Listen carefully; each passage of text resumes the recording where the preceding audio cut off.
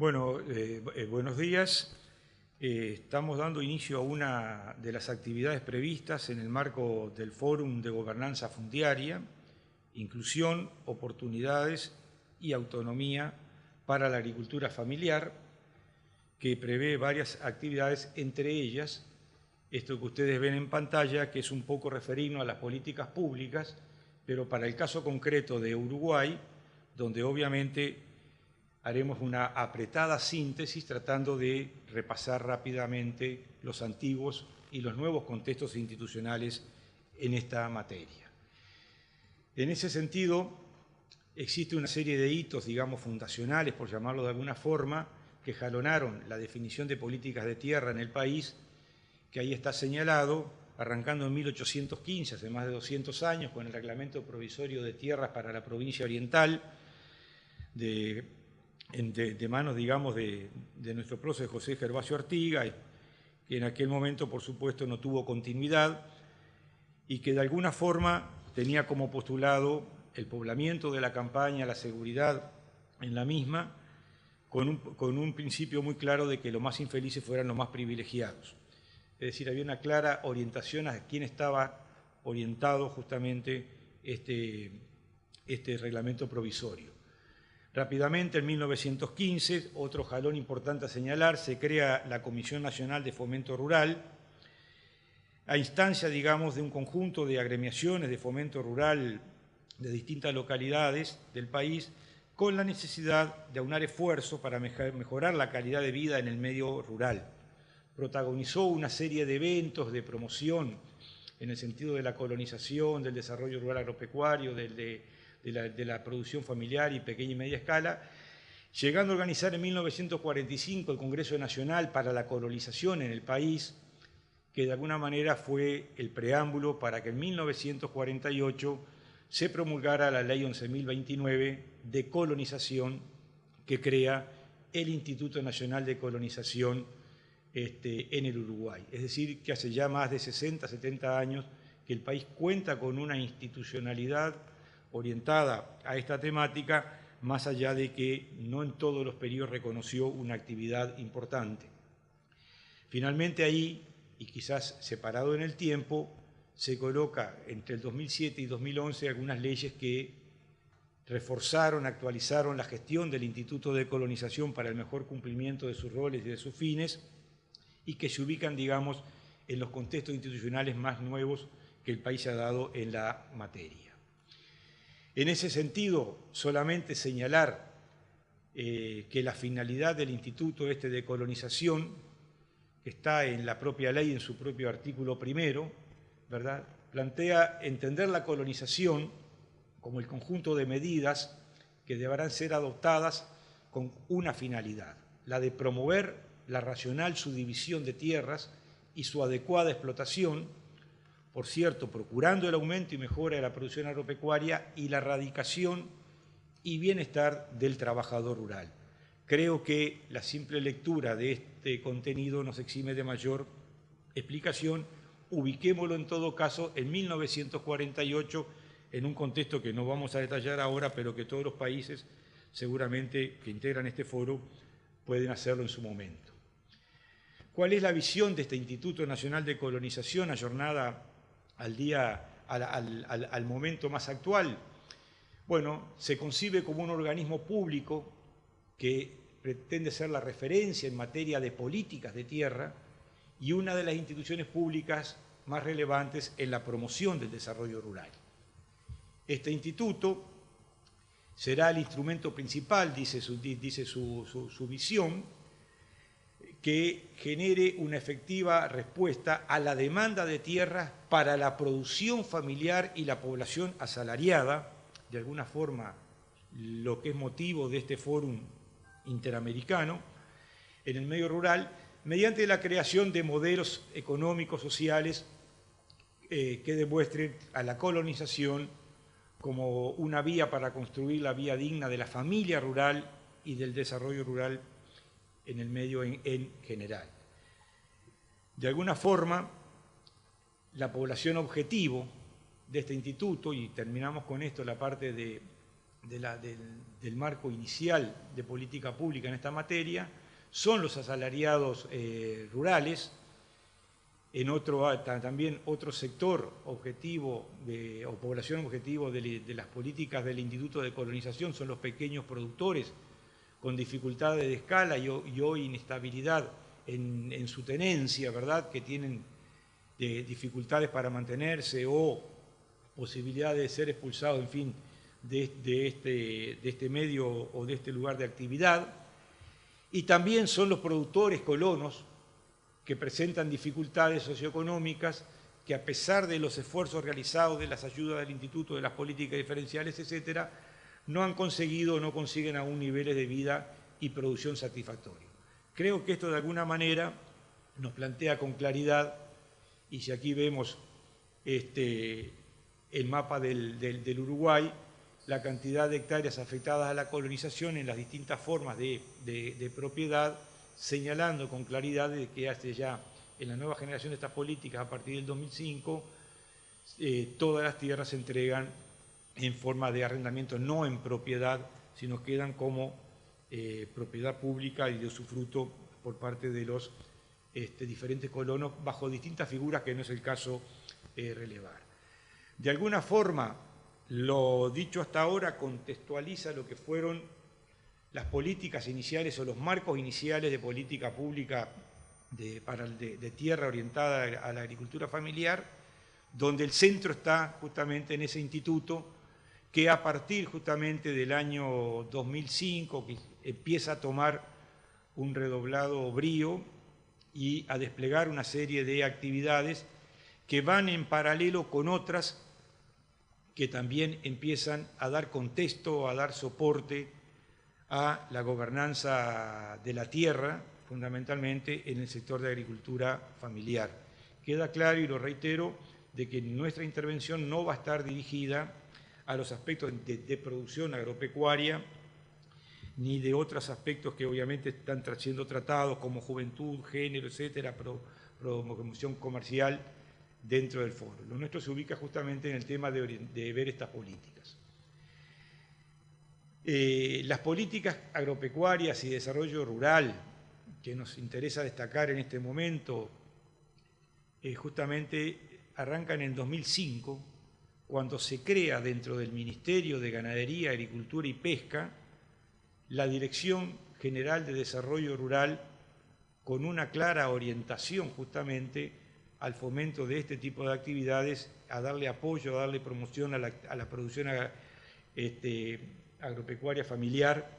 a través de un conjunto de medidas que escapan, digamos, al tiempo para poder desarrollarlas. Esto se da también en el marco de una decisión política del Ministerio de Ganadería, por supuesto, y del Gobierno Nacional, de descentralizar la función del Ministerio de Ganadería, muy centralizada en Montevideo, en un país marcado por un centralismo histórico, creando justamente consejos agropecuarios y mesas de desarrollo a nivel de cada uno de los departamentos del país, de modo de fomentar la participación de las organizaciones de productores, no solamente familiares, sino de todo el conjunto de las organizaciones y sociedades de productores, de los gobiernos departamentales y de la sociedad en general, en la definición de las políticas públicas de desarrollo agropecuario. Creo que esto fue un gran avance que también da contexto y da marco para esta gobernanza fundiaria, gobernanza de la tierra, en castellano, para la agricultura familiar. Incluso durante ese periodo que está marcado allí entre el 2008 y 2014, se crea el registro de productores familiares a partir de definiciones que se fueron ajustando acorde, bueno, a las distintas realidades y aprendiendo, por supuesto, de estos procesos,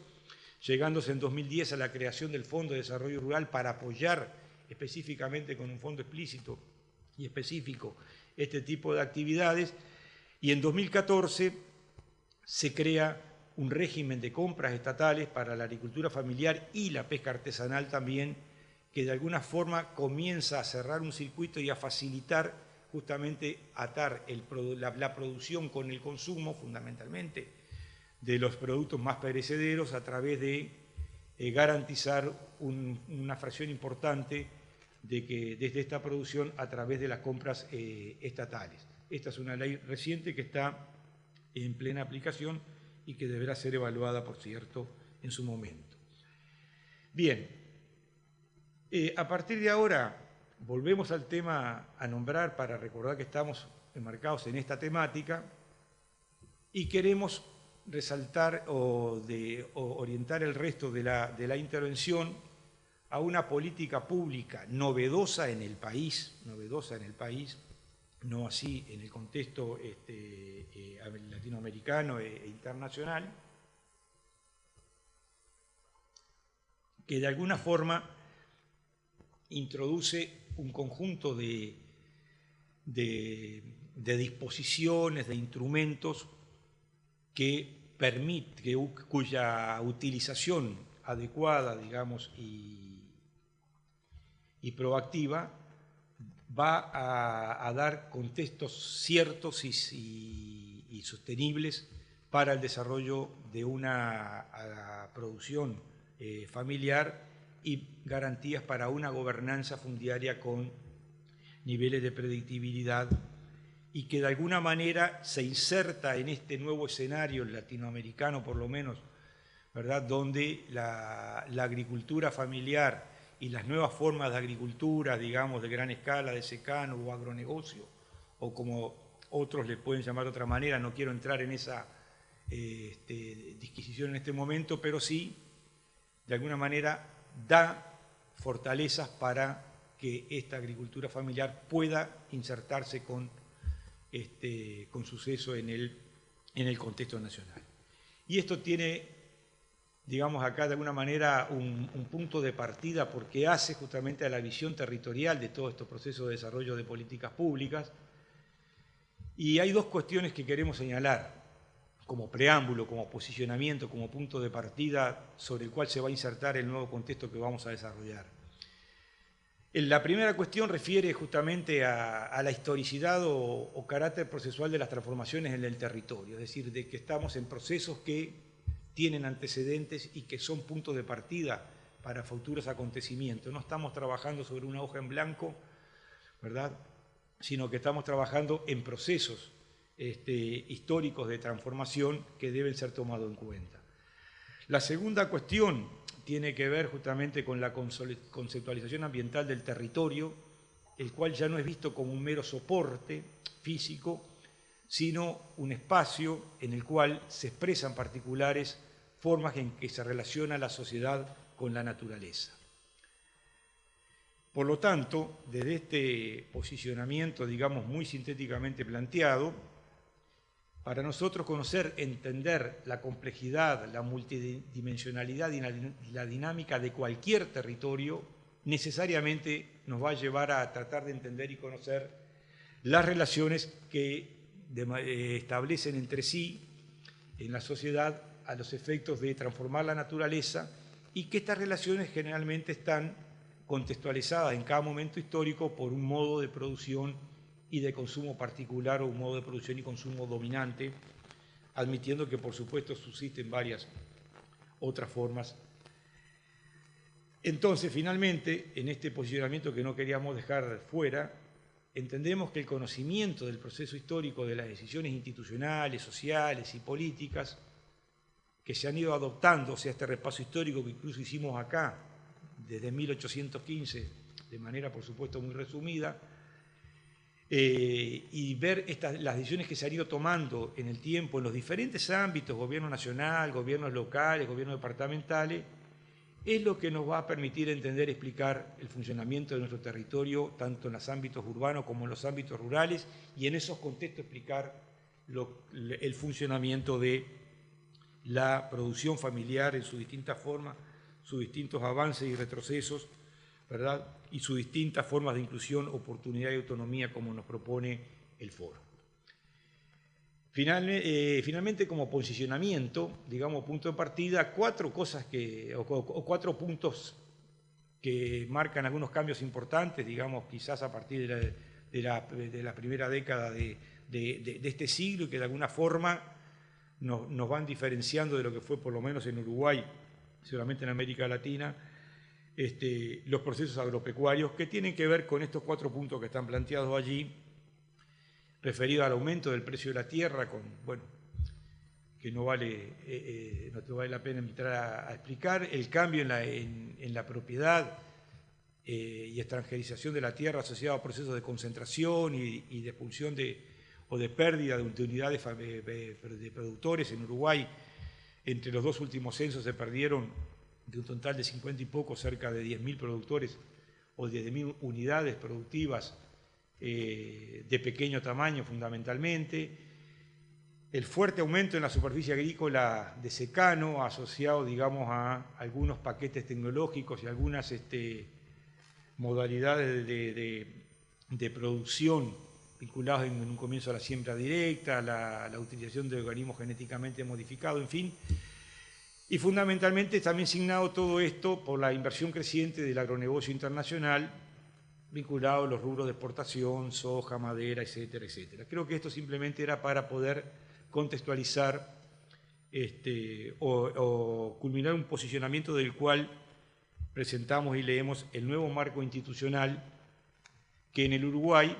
reconoce una tríade de disposiciones normativas,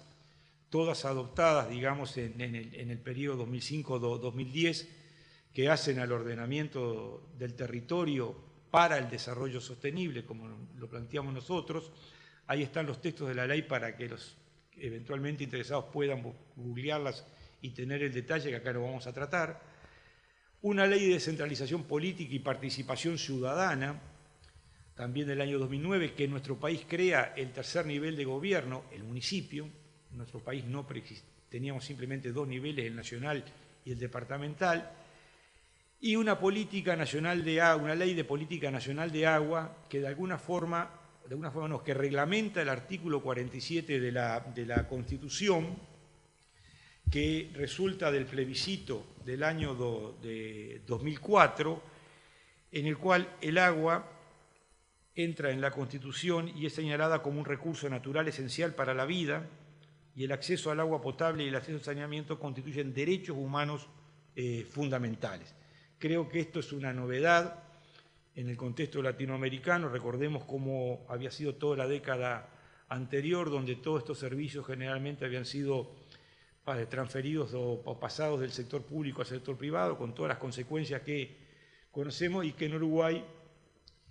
no solo se mantuvo en el marco de la órbita del Estado, sino de que refuerza el carácter de derecho esencial de las personas, el agua, a partir de este plebiscito, y esta ley la reglamenta. ¿Por qué señalamos esta tríade de leyes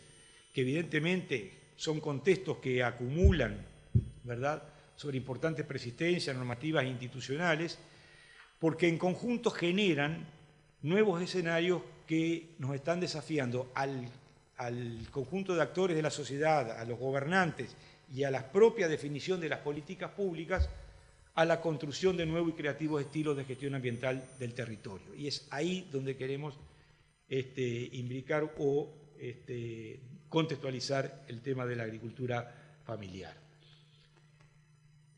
Entre los elementos sustantivos del nuevo contexto, ¿por qué lo señalamos esas 3 leyes? Porque se genera un importante cambio, en tanto hay una resignificación, una revalorización del rol del Estado en la conducción del proceso de desarrollo como intérprete del interés general. Creo que esto es un cambio fundamental que se da en el país, ¿verdad?, producto de todo lo que fue en las décadas anteriores, signadas, bueno, por el neoliberalismo, el Consenso de Washington, donde los estados fundamentalmente se dedicaron a transferir un conjunto de funciones hacia el sector privado. Bueno, acá hay una resignificación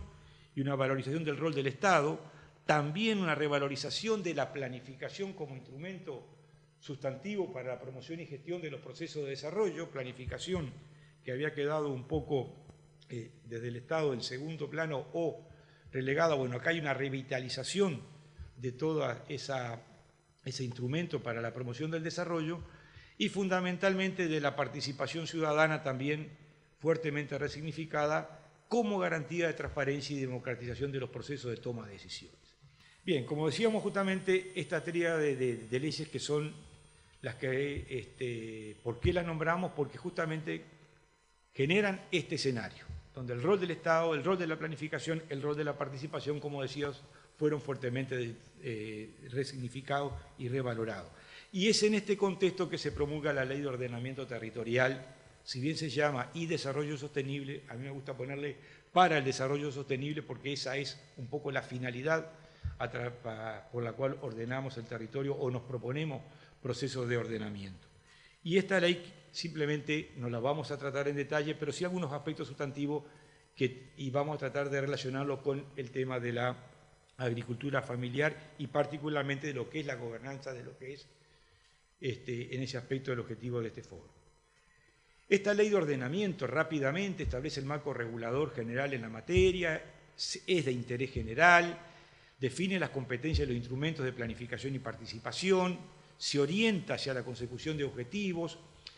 claramente las disposiciones de sus instrumentos de los instrumentos de ordenamiento territorial son vinculantes para los públicos y para los privados y también limitan el ejercicio expresamente de la propiedad privada, en tanto ya no se podrá disponer por el solo hecho de ser dueño del bien, sino en función de lo que digan los instrumentos de ordenamiento, y es un cometido esencial del Estado. Muy rápidamente todo esto sale de los primeros artículos de la ley. Pero rápidamente algún concepto que vale la pena señalar, que es a qué nos referimos con el ordenamiento territorial o de qué estamos hablando con ello. Y en ese sentido la ley en su artículo 3 nos plantea lo que estamos viendo allí en pantalla, que es el conjunto de acciones transversales del Estado que tiene finalidades, que buscan fines. ¿Cuáles son las acciones transversales del Estado? En todo caso, nos estamos refiriendo al conjunto de políticas públicas sectoriales de desarrollo social y económico que deben buscar esas finalidades que están allí planteadas a los efectos de insertarse en los procesos de ordenamiento del territorio. Mantener y mejorar la calidad de vida, la integración social en el territorio, el uso y aprovechamiento ambientalmente sustentable y democrático de los recursos naturales y culturales. Nos dice también en ese artículo de que el ordenamiento del territorio para el desarrollo sostenible es una función pública, que se ejerce a través de un sistema integrado de directrices, etcétera, programas, planes de las instituciones del Estado a fin de organizar el uso del territorio. Y vaya así la política pública de tierra, la política pública de desarrollo rural o de desarrollo agropecuario tiene que ver con todas estas materias que estamos tratando acá. Y finalmente, una cosa muy interesante que tiene esta conceptualización del ordenamiento es el expreso reconocimiento de que en el territorio concurren competencias de distintos ámbitos de gobierno, nacional, departamental, y concurren también intereses contrapuestos, conflictos de intereses, ¿verdad?, que pujan por distintas alternativas, por distintas orientaciones en el desarrollo, y vayas en la parte agropecuaria y en particular en la agricultura familiar, esto sucede, y al reconocerlo asume que generando instrumentos de promoción y regulación de actuaciones y procesos que transforman, usen y ocupen el territorio, vamos a resolver y vamos a encauzar esas contradicciones, ese conflicto de intereses. Es decir, hay una clara definición que vincula el conjunto de políticas públicas, es el Estado el que conduce esto, y esos conflictos que se reconocen y están presentes, busca solucionarlo, o busca, mejor dicho, encauzarlo a través de estos instrumentos de ordenamiento territorial, ¿verdad?, que los define para todas sus escalas. Simplemente acá muestro,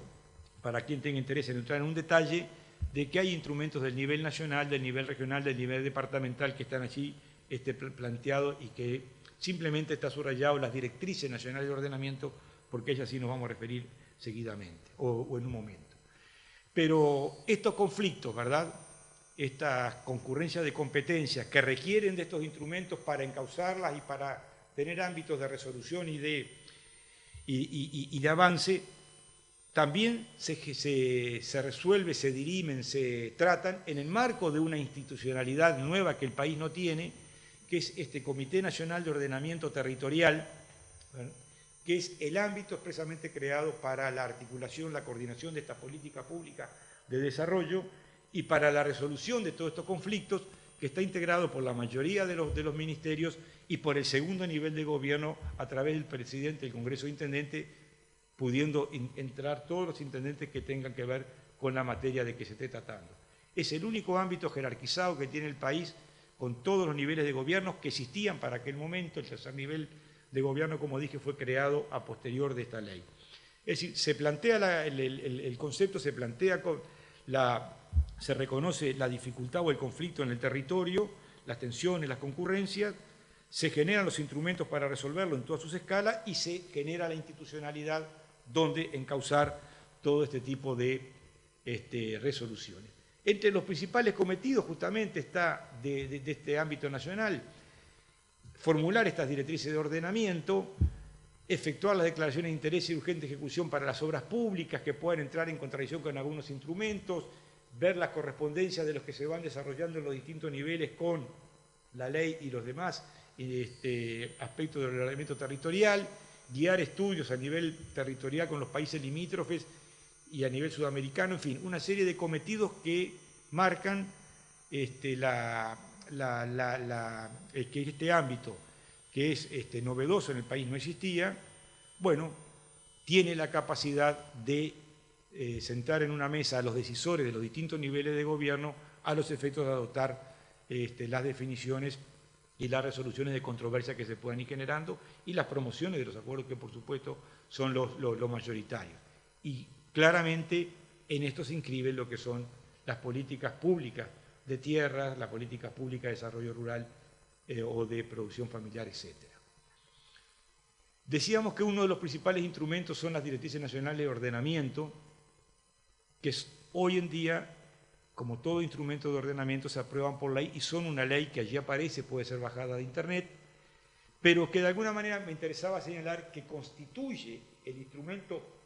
general de la política pública en la materia. Y tendrán los objetivos, a través de estas directrices, de establecer las bases principales y objetivos estratégicos nacionales en esta materia, la definición básica de la estructura territorial, ¿verdad? Y la formulación de criterios de lineamientos, como está subrayado allí, para las políticas sectoriales con incidencia territorial y para los proyectos de inversión pública con impacto en el territorio. Sin duda que en esto se incluye con claridad todo lo que hace al fórum que estamos trabajando en este momento. Bueno, las materias del ordenamiento territorial, justamente la política pública en la materia, son las que están establecidas allí, la delimitación de objetivos del desarrollo sostenible, el establecimiento de criterios para localizar actividades, etcétera, etcétera. He visto que el tiempo, definición de equipamiento, de infraestructuras, en fin, previsión de tierra, elaboración de instrumentos, esto puede ser leído, si no, no nos va a dar tiempo. Sí nos interesa señalar algunas determinaciones de las directrices nacionales de ordenamiento de esa ley del año 2017 en relación a la producción agropecuaria y particularmente a los temas que estamos tratando.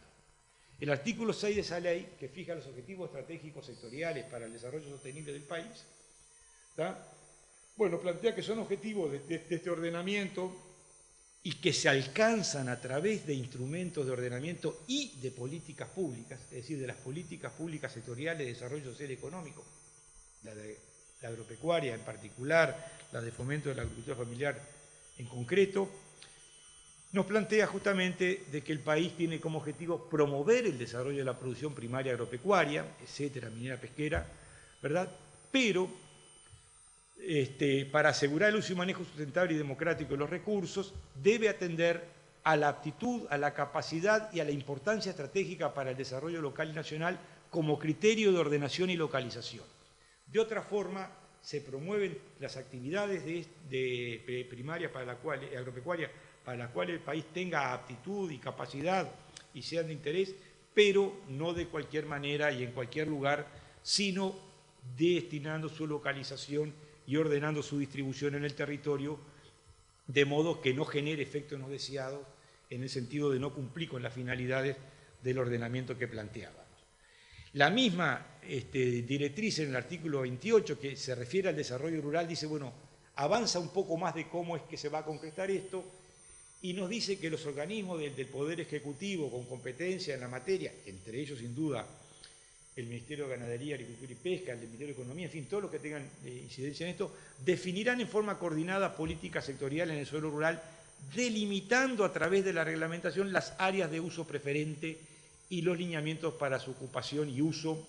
de conformidad a las disposiciones, lo que está planteado allí. Es decir, esto reafirma de que en el país es posible desarrollar los distintos tipos de actividades, pero que todas deben coexistir, por lo cual hay que delimitar áreas de uso preferente, que ahora vamos a ver para terminar un ejemplo concreto, a los efectos de que esto pueda ser posible. Y se dan una serie de lineamientos justamente para esa delimitación de áreas, bueno, el uso del agua, proteger la producción familiar, promover la coexistencia regulada entre vegetales genéticamente modificados y no modificados, definiendo con claridad la localización para uno y para otro. No es simplemente autorizar la introducción de nuevos eventos, sino autorizarla localizando claramente donde unos sí y otros no, de modo de que esa coexistencia pueda llegar. Sabemos que esto es un conflicto claramente planteado en América Latina. Esto que parece general, y ya voy terminando, en el marco de una ley nacional de las directrices de ordenamiento territorial, lo traemos en un ejemplo concreto en el departamento de Canelones, donde está prácticamente para su aprobación en la Junta Departamental el Plan de Ordenamiento Territorial Rural del departamento, que parte justamente de algunos conceptos en el sentido estratégico en cuanto al Canelones de la soberanía, ¿verdad?, con el objeto de fomentar la producción, la transformación y el consumo de la producción familiar canaria del departamento de Canelones, quiere decir, los derechos y la ciudadanía, las ruralidades, o sea, buscando esa relación urbano-rural, es decir, de que toda esta promoción, digamos, y esta atención a lo que es una particularidad de este departamento, en tanto es un departamento con mucho nivel de agricultura familiar y de pequeña y media escala, lo inscribe, por supuesto, en el desarrollo global del departamento. Y simplemente, ahí está en la página donde ustedes pueden bajar toda esta información, simplemente como un resultado, digamos, planteado muy fuertemente, en este departamento se definen de alguna manera 5 áreas para las cuales se definen los usos preferentes, los usos no admitidos y no admitidos, de modo de que puedan coexistir y se pueda regular la actividad teniendo en cuenta el objetivo de promoción de la producción familiar que tiene el departamento. Este cuadro resume claramente para cada una de las zonas qué actividad es la que se promueve, cuáles son las que quedan condicionadas a estudios, o sea, que deben requerir la autorización previa del órgano departamental competente, cuáles se admiten pero con restricciones y cuáles no se admiten. Es decir, el criterio de área de uso preferente, que no es excluyente, sino que admite aquellas que son compatibles y complementarias, pero que necesariamente no, hay algunas que no las admite, como por ejemplo es imposible que coexista en una corona, como está planteado en este área que está acá cercana a las áreas más pobladas del departamento, la agricultura extensiva, digamos, los sistemas de concentración animal como los filotes. Simplemente es para ir de mayor a menor y mostrar que se ha llegado a la concreción de estos elementos en el caso del departamento de Canelones y están presentes para el nuevo país. Como reflexión final, esta Ley de Ordenamiento para el Desarrollo Sostenible aporta un nuevo marco institucional para la planificación y ordenación ambiental del territorio que da contexto a la promoción de la gobernanza, digamos, de la tierra, en el marco de la agricultura familiar, etcétera, y 5 puntitos. Porque genera la promoción de actuaciones de desarrollo social, económico, integral y sustentable a través de estos instrumentos que mencionábamos anteriormente, porque promueve la integración social en el territorio en todas sus dimensiones intergeneracionales, barriales, interdepartamentales, etcétera, porque promueve la igualdad en sentido amplio a través del establecimiento de deberes y derechos que la propia ley establece, deberes y derechos territoriales de las personas y de las propiedades, ¿verdad? Que distribuyendo cargas y beneficios, en fin, que no entramos y de plusvalía derivada de los procesos de ordenación que por supuesto no escapan a esta presentación, porque establece la más absoluta transparencia en los procesos de decisiones, garantizando la participación ciudadana, y finalmente porque genera la seguridad institucional tan necesaria y tan reclamada para todos los actores e instituciones que participan en los cotidianos procesos de construcción y de construcción del territorio urbano y rural. Esto es básicamente un poco la intención de plantear cuál ha sido la experiencia desde Uruguay en la materia que nos piden los compañeros del foro, y ahí está mi correo simplemente a los efectos de cualquier información que quieran solicitar quienes vayan a escuchar, digamos, o a recibir esta charla. Muchas gracias.